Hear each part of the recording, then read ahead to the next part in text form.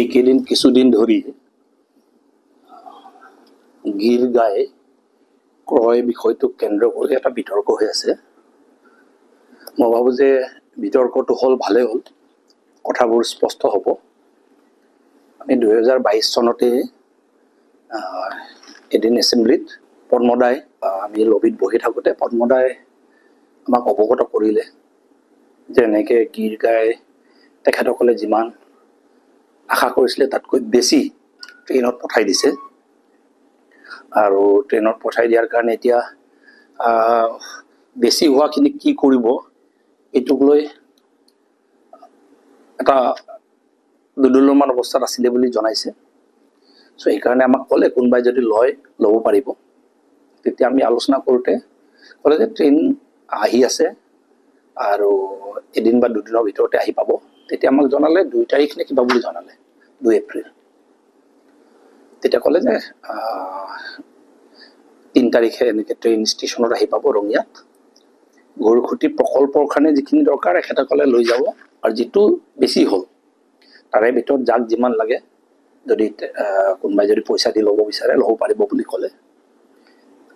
তেতিয়া মোক সুধোতে মই ক'লোঁ যে 10টা মই ল'ব পাৰিম বুলি ক'লোঁ। পাছত যোগাযোগ কৰি আহি পাইছে বুলি কওঁতে তেতিয়া আমাক ট্ৰাক লৈ যাবলৈ ক'লে। ট্ৰাক লৈ মেলি নিজৰ বস্তু নিজে লৈ যাবলৈ ক'লে। সেইমতে পে'মেণ্টো দিয়া হ'ল। 89,000কে এটা গৰুৰ বাবদ পে'মেণ্ট দিয়া হ'ল।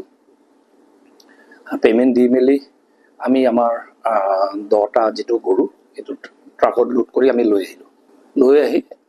লৈ আনলোড কৰাৰ পাছত এদিন নে দুদিনৰ পাছত এজনী মৰিলে।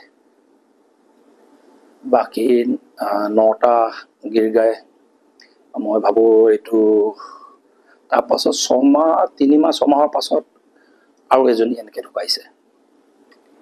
পাছত আৰু প্ৰেগনেণ্টো আছিলে। চ' পাছত আমি জন্মও হ'ল। এতিয়া তাতে ফাৰ্মত এতিয়া আমাৰ ল'ৰা কিছুমানে চলাই আছে।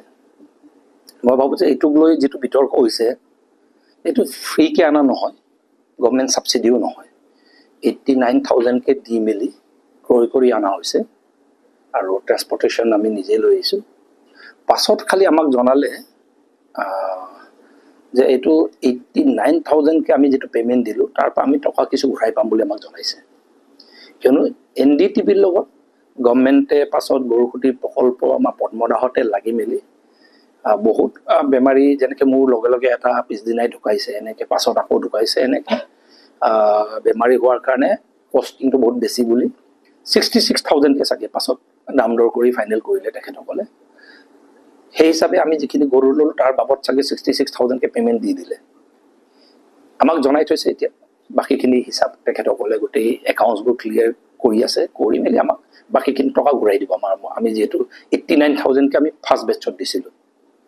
চ' এতিয়া মই ভাবোঁ যে এইটোক লৈ যিটো বিতৰ্ক হৈ আছে, গৰুটো এইটো গভৰ্ণমেণ্ট ছাবচিডি চাৰিঅনাও ছাবচিডি আমি ভাগত পোৱা নাই, ফ্ৰীকৈও গৰুটো লোৱা নাই।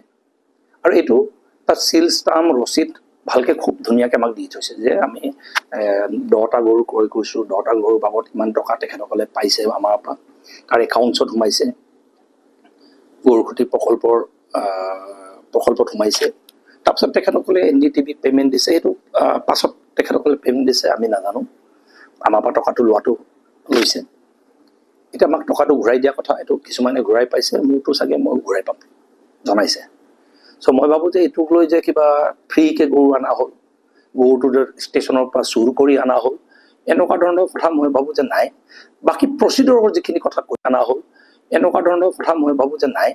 বাকী প্ৰচিডৰৰ যিখিনি কথা কৈ আছে, কিবা প্ৰচিডৰ যিখিনি, মই ভাবোঁ যে প্ৰচিডৰৰ কথাটো মই ভাবোঁ যে গৰুখুটি প্ৰকল্প বিভাগ আছে, অসম চৰকাৰ আছে, তেখেতসকলক কিবা পদ্মদাহঁতক ক্লেৰিফিকেশ্যন লৈ ল'লে হ'ল।